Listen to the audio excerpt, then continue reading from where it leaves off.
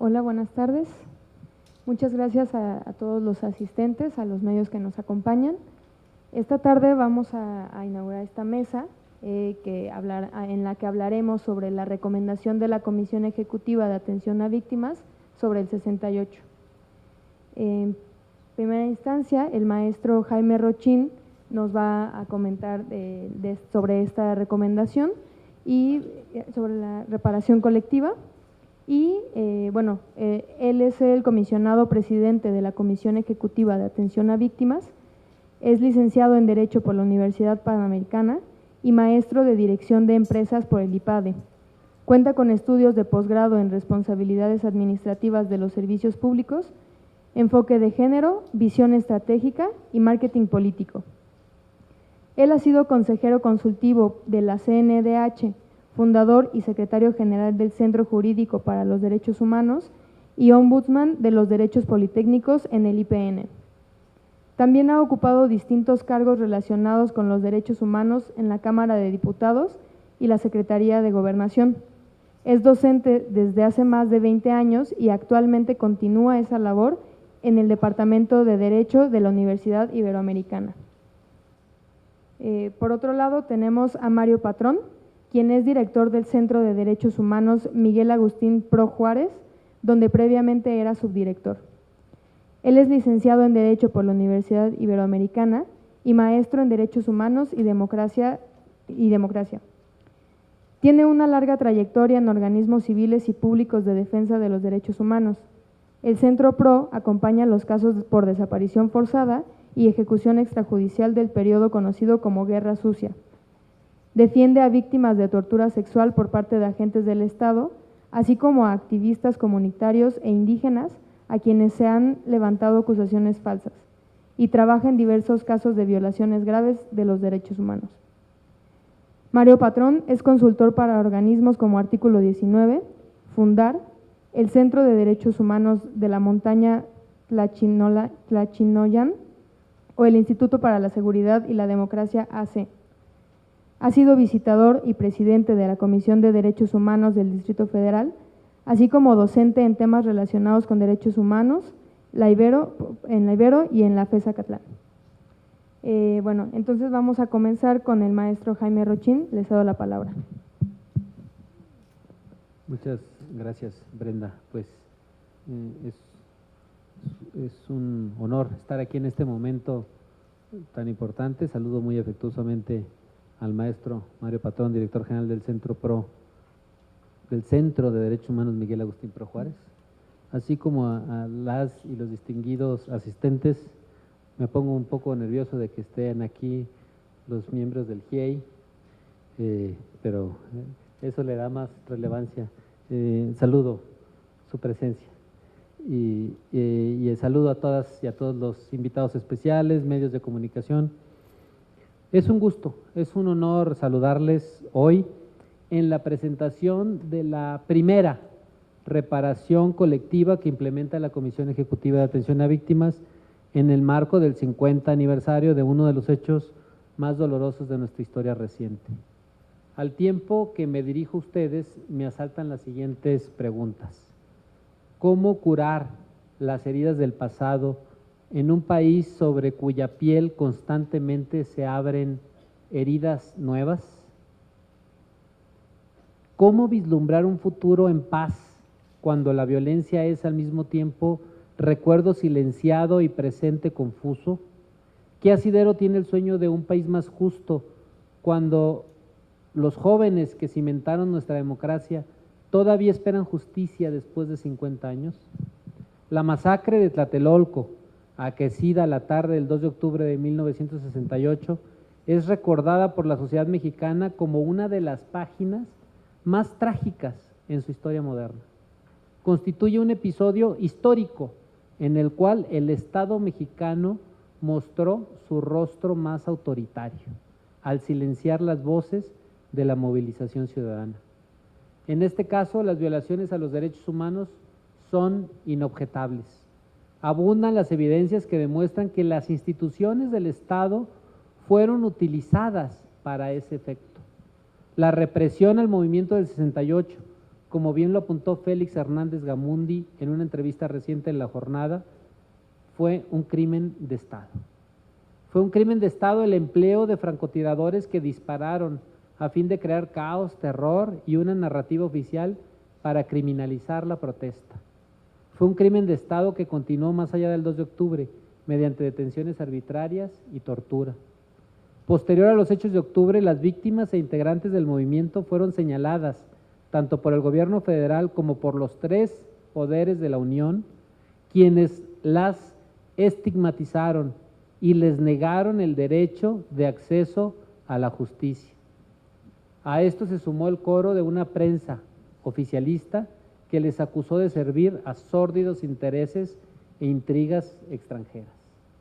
Las consecuencias de esa represión, de las violaciones de derechos humanos que se cometieron, fueron, lo aprenderíamos más tarde, el detonante para que en los años sucesivos se desatara una espiral de violencia dirigida contra los movimientos sociales contrarios al régimen. Más allá de ello, la falta de justicia para las víctimas directas e indirectas, así como la carencia de verdad, echaron raíces que reflejan en un Estado de Derecho que no funciona a plenitud, en el cual la justicia no es para todos y en el que la verdad continúa siendo, en muchos casos, una aspiración. Las reparaciones colectivas tienen sentido para una sociedad que se hace responsable de su pasado, que asume su responsabilidad en el presente y que se compromete a sentar las bases de garantías de no repetición para el futuro. Una reparación de esta naturaleza trasciende a los grupos directamente afectados, para dar pie a que el Estado aprenda de sus errores, en beneficio de la sociedad en su conjunto. Hace 50 años, las víctimas fueron los jóvenes estudiantes de la UNAM, el Politécnico, el Colegio de México, Chapingo y otras universidades que conformaron el Consejo Nacional de Huelga. Hace casi 4 años, en torno a la conmemoración de estos hechos, las víctimas fueron nuevamente estudiantes, los de la Normal Rural Isidro Burgos. Desde luego, ambos casos tienen particularidades y están inscritos en contextos distintos. Sin embargo, en ambos casos, los jóvenes fueron atacados por fuerzas del Estado. Tanto en Tlatelolco como en otros hechos, la verdad y la justicia siguen esperando su momento. El que éste llegue es una responsabilidad del Estado. Asumiendo esta responsabilidad, la Comisión Ejecutiva de Atención a Víctimas se dio la tarea de brindar un reconocimiento a las víctimas del 68 y de trabajar en un proceso que reivindique su dignidad. Así, la reparación colectiva que la Comisión Ejecutiva desarrolló, en conjunto con la Universidad Nacional Autónoma de México, pretende detonar procesos de verdad, justicia y memoria. En el derecho internacional, se considera que la sentencia declarativa de la responsabilidad de un Estado constituye por sí misma una manera de reparación de los daños producidos. Es una forma de reivindicación en la que se establece que las víctimas fueron sometidas a un trato injusto por el que el Estado debe responder. Por ello, parte de la repercusión pública de la resolución de la Comisión Ejecutiva radica en su calidad de reconocimiento oficial de los hechos y en su mensaje de reprobación de las violaciones de derechos humanos. Asimismo, aspira a ser el inicio de un proceso mucho más amplio de reconciliación entre la sociedad y el Estado mexicano, en un ejercicio de justicia transicional que incluya el reconocimiento oficial y completo de las atrocidades cometidas en el pasado. En este sentido, la resolución contempla como puntos principales: 1, el reconocimiento de que las acciones del gobierno tuvieron una serie de impactos y daños en el ámbito individual y colectivo, pues se marcó la identidad de los manifestantes al señalarlos por su ideología, lo cual generó una polarización social en torno al movimiento estudiantil, cuyos integrantes siguen demandando acceso pleno a la verdad, a la memoria y a la justicia. 2, la implementación de medidas de satisfacción de carácter colectivo mediante 2 iniciativas. Colección M68, Ciudadanías en Movimiento, la cual consiste en una amplia recopilación de documentos en formato digital, integrada por decenas de acervos públicos y privados que darán cuenta de los distintos ciclos de movilización social que desde la década de los 60 hasta la fecha han contribuido al reconocimiento de derechos en México. Su objetivo es construir e integrar elementos que den luz a la verdad a través del acceso libre, público y gratuito a expedientes, fotografías, grabaciones y documentos que permitan la reconstrucción de los hechos, así como distintos procesos de búsqueda de verdad, justicia y reparación. 3. Una reparación simbólica, colectiva, que servirá de soporte a la reflexión, a la información y a la memoria, mediante la intervención Tlatelolco 6818, Monumento a la Ausencia.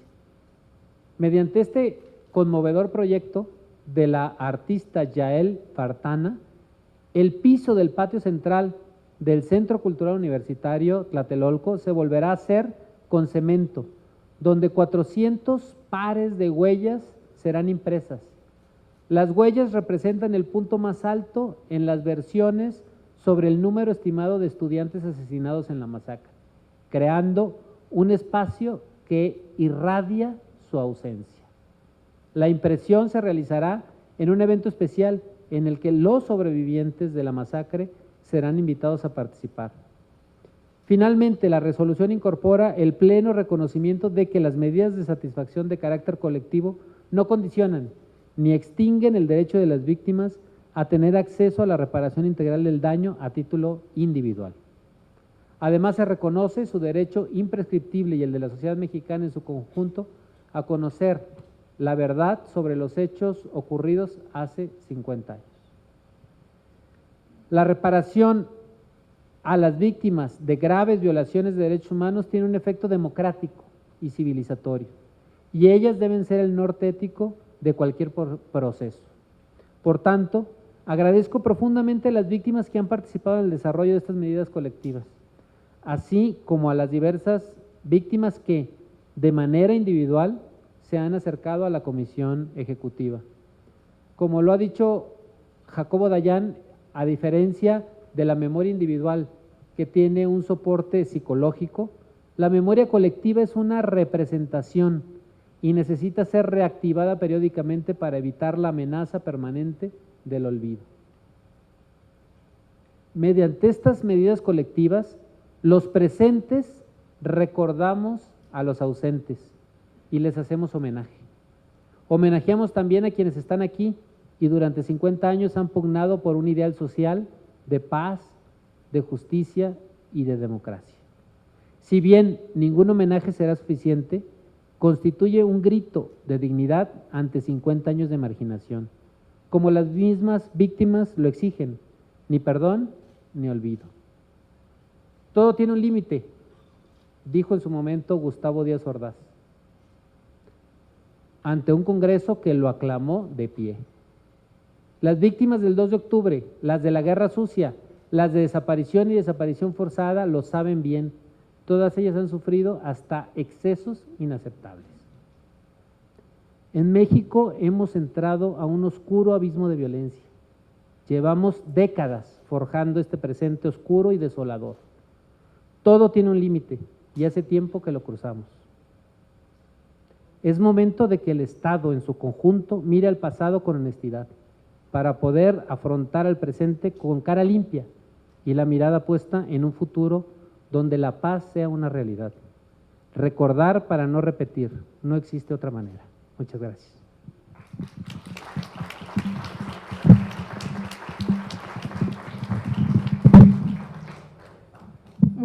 Muchas gracias, maestro Jaime Rochín. Ahora le voy a ceder la palabra a Mario Patrón, quien nos va a comentar sobre esta reparación. Muy buenas tardes a todas y a todos. Un agradecimiento al Centro Cultural Tlatelolco, a su directora Ricardo Rafael por su invitación a la mesa de hoy, pero pues por la construcción de esto que se llama M68, Ciudadanías en Movimiento. Me parece que el propio título del coloquio nos invoca a lo que significó el 68, ¿no? Finalmente la semilla, la incubación de un movimiento social que a la postre generó distintos movimientos diversificados, y ahora les comentaré algunas ideas relacionadas con lo que nosotros, los que nos dedicamos a la defensa y promoción de derechos humanos, consideramos que viene desde el 68 como semilla. Yo quería, antes de referirme a algunas dimensiones de la resolución que hoy nos presenta Jaime, decir que también es simbólico que hoy estemos aquí el 24 de septiembre, que quisiera leerles uno de los episodios de oprobio de aquel entonces del 68, que es la carta de Gabriel Alarcón, el director del Heraldo de México, al presidente Díaz Ordaz, que me parece que retrata nítidamente lo que se vivía en aquel entonces en nuestro país. Y dice así: el pasado domingo le avisé de un movimiento promovido por los redactores del Día y Excelsior, por el cual pretendían publicar en los diarios de la capital un desplegado firmado por los redactores de todos los periódicos. El mismo era de reproches al gobierno y convencí a mis reporteros de la desorientadora y antipatriótica que resultaría esa publicación y que no lo apoyarán.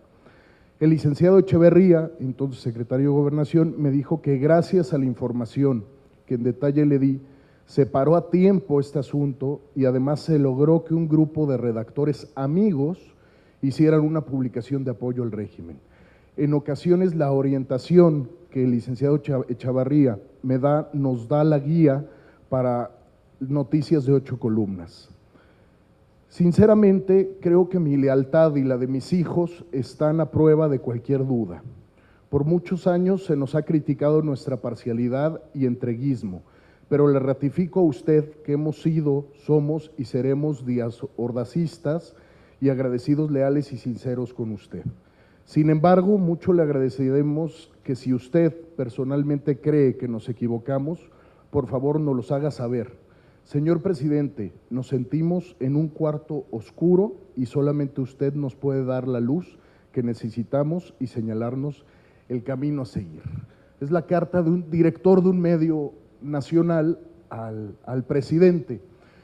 Y justo yo quería comenzar refiriéndome al momento de país que hoy estamos viviendo. Me parece que este coloquio es fundamental porque acabamos de pasar el primer aniversario del 19S, que nos tiene como antecedente el sismo del 85, que probablemente también significó la solidaridad y la respuesta social, el semillero de una serie de movimientos sociales o de movilidad social en nuestro país. El día de pasado mañana se conmemorará el 4º aniversario de Ayotzinapa, probablemente otro evento nacional, internacional, trascendente, que probablemente marcó a un conjunto de generaciones también de nuestro país, porque condensan nuestro México adolorido, nuestro México, las ejecuciones, desapariciones, violaciones graves, corrupción, impunidad, etcétera. Y el 2 de octubre viviremos el 50 aniversario del 68. A todo esto le podemos meter un eje transversal que es el cambio de gobierno, que es la alternancia política, una expresión que tuvimos viva, claridosa y sobre todo contundente de un voto antisistema y sobre todo de un voto anti Enrique Peña, que significa pues por primera vez la presencia de un partido de izquierda en el país. Y me parece que eso nos permite hablar de oportunidades, nos parece que eso nos permite hablar de agendas, y es justo el eje transversal de la resolución que hoy nos comenta Jaime, que es el tema de la memoria, ¿verdad? ¿Para qué sirve la memoria? Y es que en nuestro país justo el gran reto ha sido cómo construir un antes y un después, a diferencia de las experiencias de Cono Sur, en donde se vivieron caídas de dictaduras y transiciones a regímenes por lo menos formalmente democráticos, y esas crisis sociales, políticas, les permitió construir un antes y un después, y pasar por tiempos de transiciones en donde se construyeran procesos de verdad, memoria y de transformaciones institucionales para que por lo menos formalmente el antes no se repitiera en el futuro. En nuestro país no ha sido así. La resolución alcanza a recoger algunos momentos históricos relevantes, pero quisiera yo profundizar que después de tener una dictadura de partido de 74 años en nuestro país, tuvimos una primera alternancia política en el 2000 con la llegada del PAN y de Vicente Fox. Y ahí hubo una oportunidad histórica realmente para construir un antes y un después.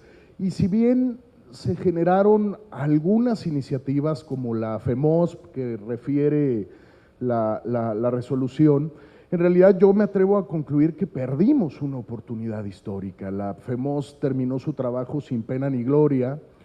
En su constitución orgánica era interesante que tenía toda una dimensión de investigación penal que no logró coronar acusaciones, personas en la cárcel, justicia, pero también tenía otra dimensión de reconstrucción histórica que buscaba de alguna manera develar o tutelar la verdad.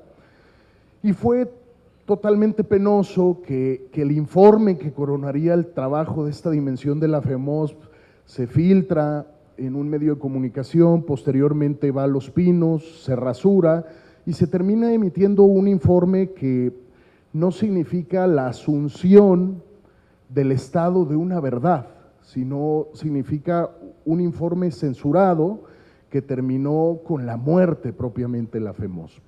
Entonces tuvimos un periodo de alternancia política que no se convirtió en transición política, porque no se aseguró la verdad, pero tampoco se aseguró la justicia, y por lo tanto no hubo un periodo de tránsito institucional que asegurara que lo que pasó en términos de injusticia, represión e impunidad en el pasado no se volviera a repetir en el presente.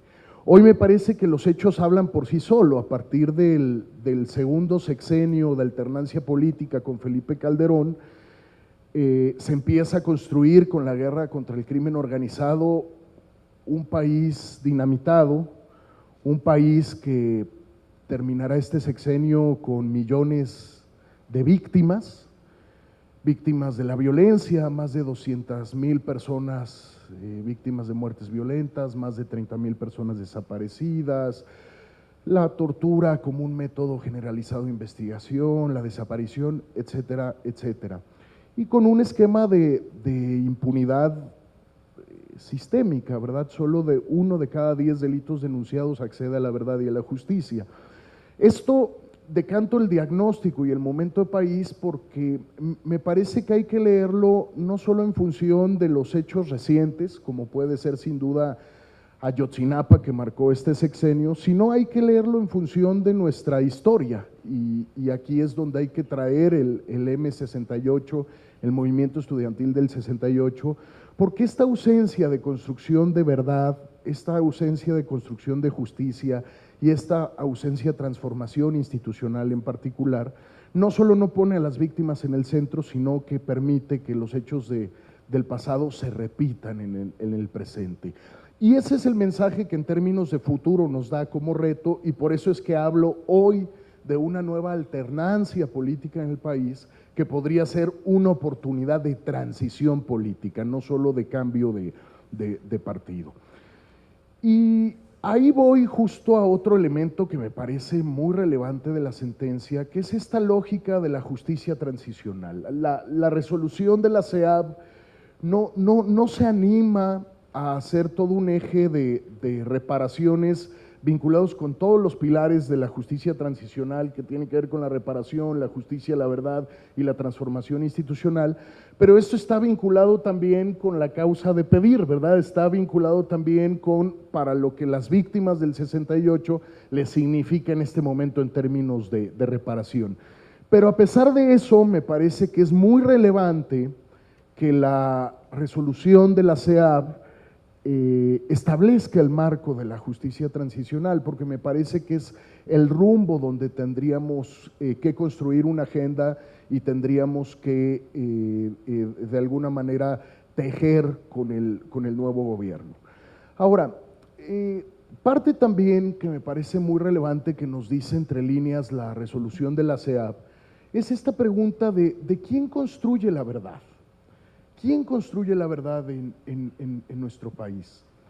Y me parece muy relevante, muy importante reivindicar a los estudiantes del 68 como movimiento, porque es reivindicar su legitimidad.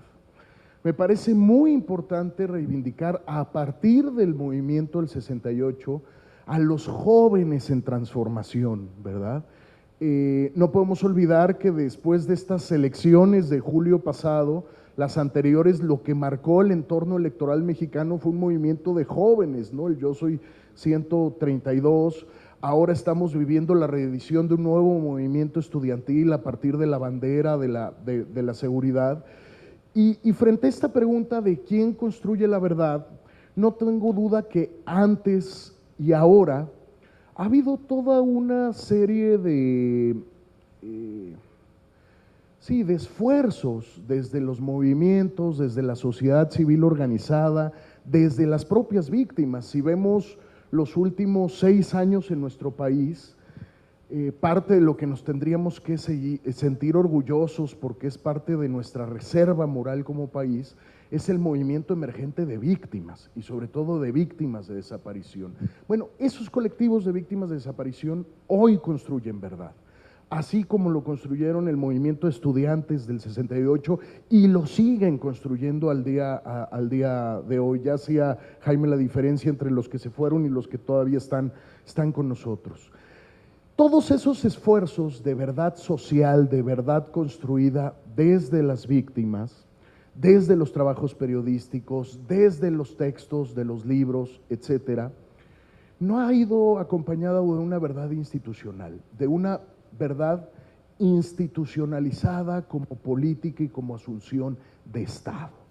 Entonces, me parece clave hablar de hoy de una resolución, no porque signifique una política de Estado, pero puede significar el inicio de algo, porque la está emitiendo una institución del Estado, la está emitiendo una institución de Estado que, de entre otras cosas, acepta que hay una responsabilidad del Estado y que el 68, el movimiento estudiantil, antes del 2 de octubre, después del 2 de octubre, y que desencadenó luego en la etapa de la Guerra Sucia, 70s y parte de los 80s, no se trata de que un conjunto de militares, policías y servidores públicos se volvieron locos y decidieron violar derechos humanos. Se trata justo de que respondían a una política institucional de Estado y por lo tanto es un crimen de Estado, y que luego entonces ejecutaron esas atrocidades. Esa verdad no está institucionalizada. Por eso una resolución que determina una reparación colectiva puede ser un buen semillero, que poniéndole una dosis de voluntad política y una perspectiva de justicia transicional en este momento del país, pues nos ayuda a construir un proceso, a partir del diseño de medidas de verdad, de medidas de justicia y sobre todo de medidas también de transformación institucional, poniendo en el centro a las víctimas, porque de eso se trata la resolución en parte, ¿no? La reparación colectiva me parece que busca eso. Quisiera además, a partir de la resolución, hablar de los retos que tenemos en términos de memoria. Yo preguntaba quién construye la verdad en nuestro país y luego decía, ¿para qué nos sirve la memoria? Estas reparaciones colectivas están vinculadas con la forma de construir memoria. No solamente es la asunción de la verdad por parte de la institucionalidad del Estado, sino esa verdad, cómo se genera en memoria, cómo se genera en una verdad social, ¿verdad? En esta doble garantía del derecho a la verdad. Entonces, me parece que estas iniciativas de M68 nos permiten, sobre todo, empezar a construir para los que los vivieron, para los que no lo vivieron, y en adelante vivirán muchas cosas, certeza sobre un episodio que nos marca, ¿verdad? Y que nos marcó. Y sobre esto quisiera yo nada más terminar la idea, de redondear la idea de la memoria, con esta perspectiva de lo que significó el movimiento del 68 para el movimiento de los derechos humanos.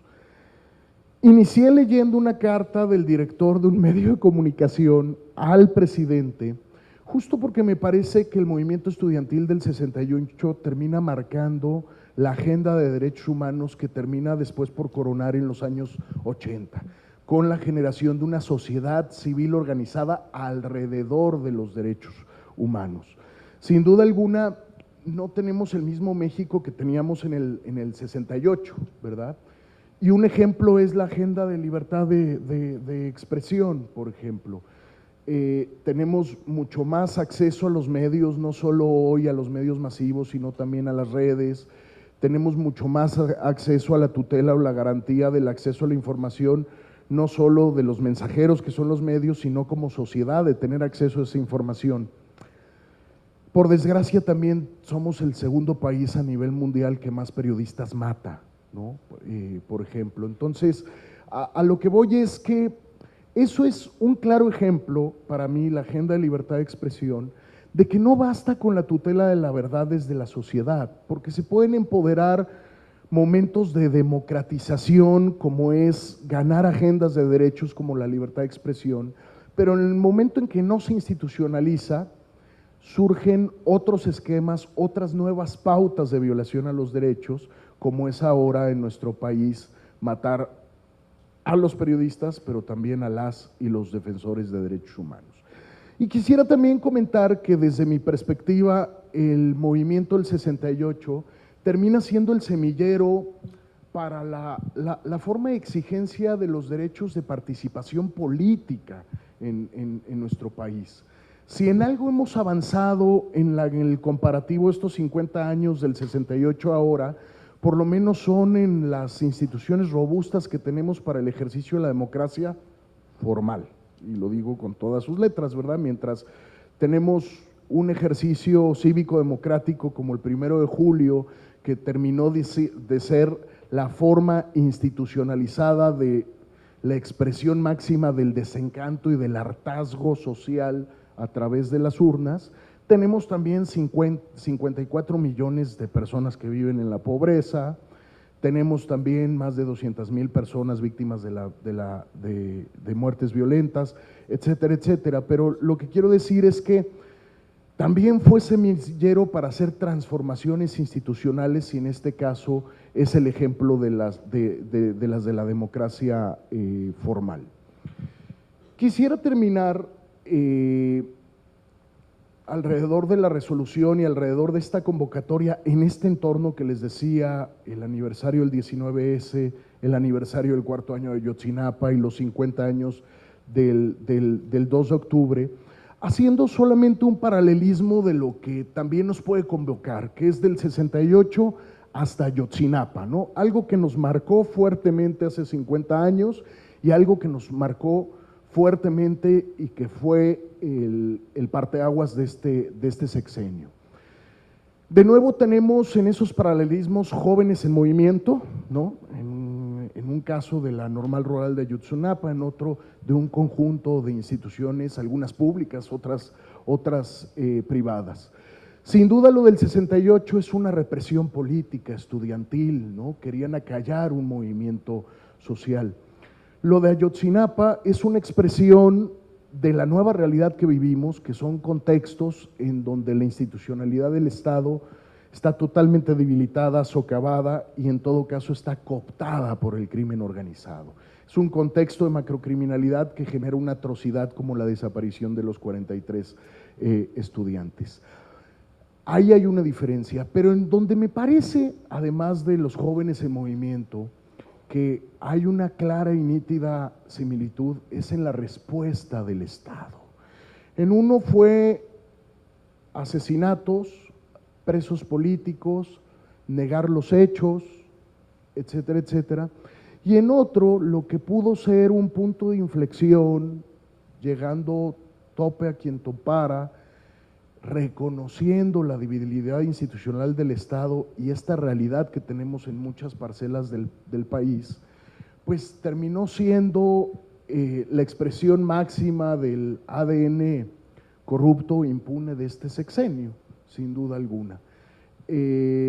Las víctimas fueron víctimas no solo de la desaparición y de las ejecuciones que se llevaron en ese evento el 26 y 27 en Iguala, sino también fueron víctimas en un continuum de violencia por parte del propio Estado.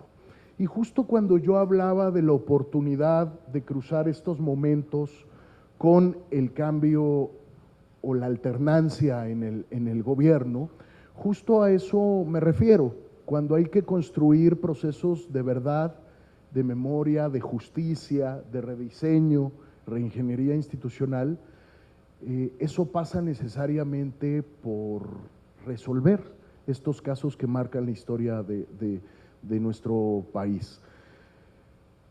Vendrá una oportunidad seguramente para que haya una asunción de esta realidad del pasado por este nuevo gobierno, y vendrá también una oportunidad para que haya una asunción también de verdad y justicia para hechos más recientes como Ayotzinapa.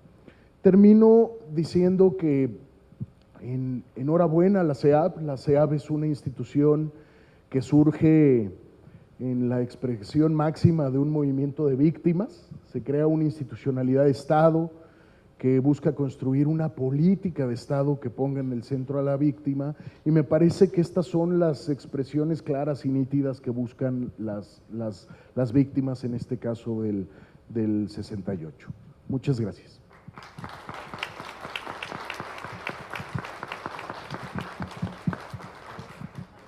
Muchas gracias, Mario Patrón. En este momento quisiera saber si alguien del público quiere hacer algún comentario, alguna pregunta para nuestros exponentes el día de hoy.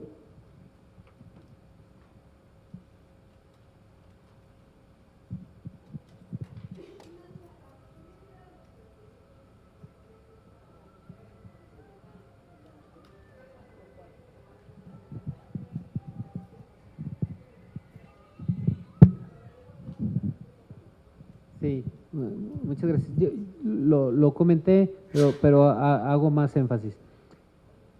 Esta es una reparación efectivamente colectiva que hace referencia muy específicamente a la memoria y al reconocimiento, como ya lo señaló el maestro Patrón. Sin embargo, esto ahora sí que no obsta para que conste, esto no obsta para que las víctimas puedan acudir, como lo están haciendo algunas, a nivel individual, en un proceso de reparación individual que puede implicar también otros elementos. De hecho, sí se están generando estos procesos de atención individualizada. Sin embargo, por ser un tema colectivo que dañó a la sociedad en su conjunto y que generó toda una inercia posterior, lo que nosotros estamos queriendo señalar es que el 68 no se queda en el 68, sino que el 68 es un parteaguas en la historia nacional que generó, por un lado, una serie de hechos violatorios de derechos humanos, pero por otro lado una sociedad que empezó a preocuparse y a ejercer sus derechos desde los jóvenes y luego por otras vías sociales. Este es importante, este reconocimiento. Sin embargo, esto no es una u otra, sino que es una y otra. Primero hay que hacer un reconocimiento colectivo. No existía ningún instrumento oficial que reconociera la violación a los derechos humanos de los hechos ocurridos derivados del movimiento estudiantil 68, y era muy importante. A partir de ahí viene un proceso individual, efectivamente, que ya está en marcha.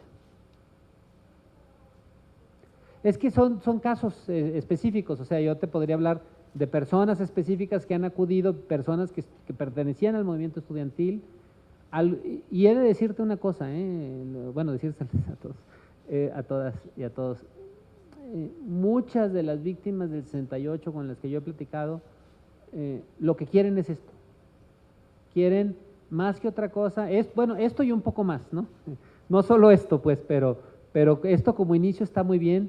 Algunos han señalado la necesidad de una disculpa del Estado mexicano. Esto no es un acto de disculpa porque no, digamos, el nivel para ofrecer una disculpa a las víctimas del 68 es un tema de mayor relevancia. Pero este primer documento es clave para que a partir de ahí podamos, ¿no? y que podamos empezar a discutir desde el Estado también otras formas de atención y de reparación. Pero sí son casos individuales que se han manifestado, y otros nos han señalado que no desean navegar por este camino de una reparación individual, sino que quieren un reconocimiento específico del Estado y una disculpa en determinadas condiciones, que ojalá sea posible más adelante. No sé si fue claro.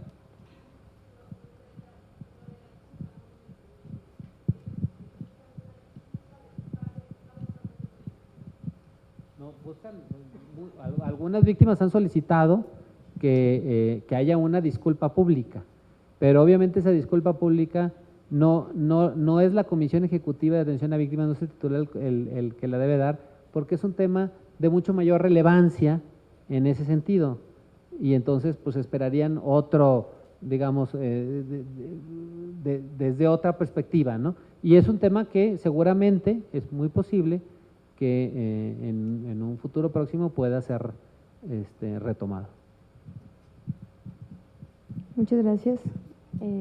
Sí, por allá, creo que sí.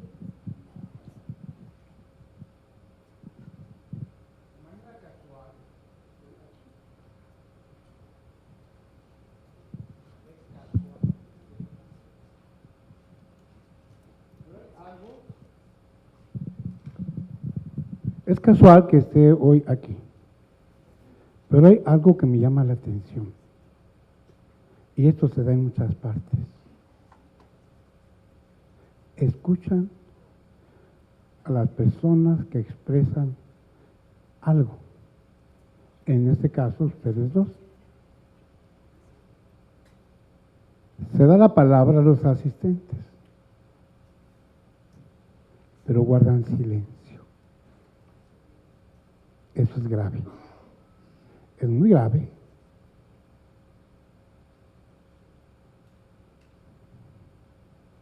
¿Cómo se puede ir a la verdad, que en parte, de manera más amplia y relativa, y en ello pudieran colaborar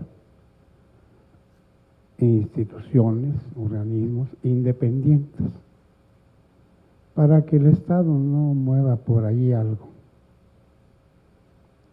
Pero esas instituciones independientes, está visto en el mundo, responden a diferentes posiciones y concepciones de una realidad.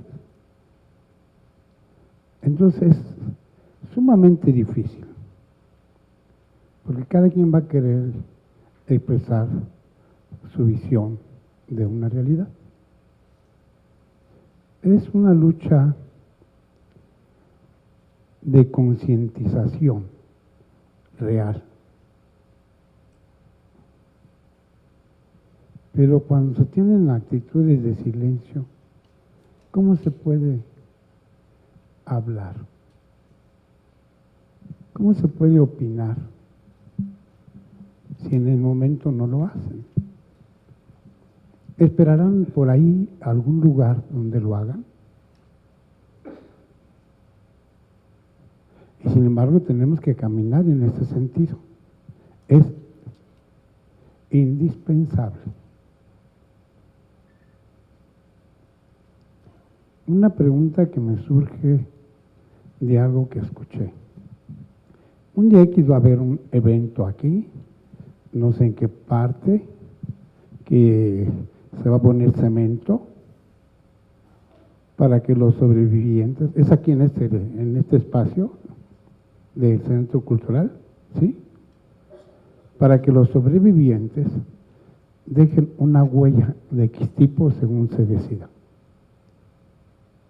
Pero ¿cómo saben quiénes son los sobrevivientes?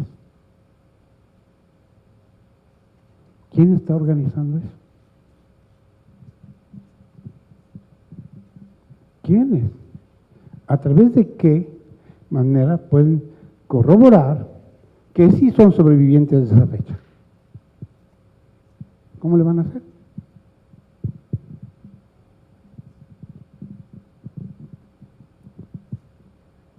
Yo estoy de manera casual aquí este día. Vine a otro propósito. Pero la información que me podían dar sobre ese propósito, yo la busqué hace mes y medio, aquí. Y todavía no está. Entonces, ahí me preocupaba que va a haber un evento que centralice todo lo del 2 de octubre. Uno. Pero ¿cuándo va a ser ese uno? Yo no sé cuál es la fecha. Yo dije hace mes y medio. Voy a venir en la tercera decena de septiembre y que ya esté claro.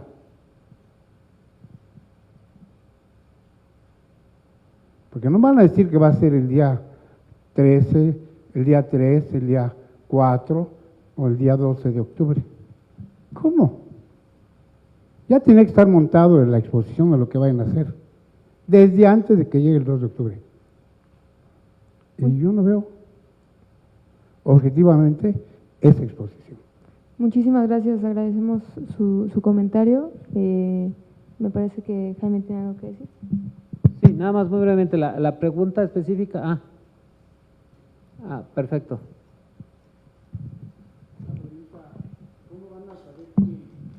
A ver, buenas tardes, estamos aquí uno atrás del otro. Mi nombre es Julio García y trabajo en los proyectos como de artes visuales del Centro Cultural. Le puedo explicar un poco y realmente explicar también a todo el público cómo va a ser este proceso. Una de las vías que encontramos más directa para poder entrar en contacto con diferentes, digamos, con víctimas fue a partir de comités o personas que participaron en comités y que todavía siguen en lucha en comités del 68, de las distintas instituciones que todavía están, digamos, reuniéndose y trabajando desde hace 50 años. A partir de convocatorias y a través de cada reunión abriéndose a más personas, es como fuimos platicando y comentando este proceso específico que es el monumento a la ausencia, que también es uno entre muchas de las actividades que está realizando no solo el Centro Cultural, sino la Coordinación de Difusión Cultural y en general la universidad con otros aliados. En términos específicos, este proceso de las huellas lo vamos a realizar los días 28 y 29 de octubre, justo para que, de septiembre, justo para que para el 2 de octubre tengamos este espacio de exigencia y también de memoria que pretendemos, con el que se pretende no sellar un evento, sino abrir, como ya lo indicaba, más la discusión. Si usted quisiera como información más específica, se la puedo dar también. Sí.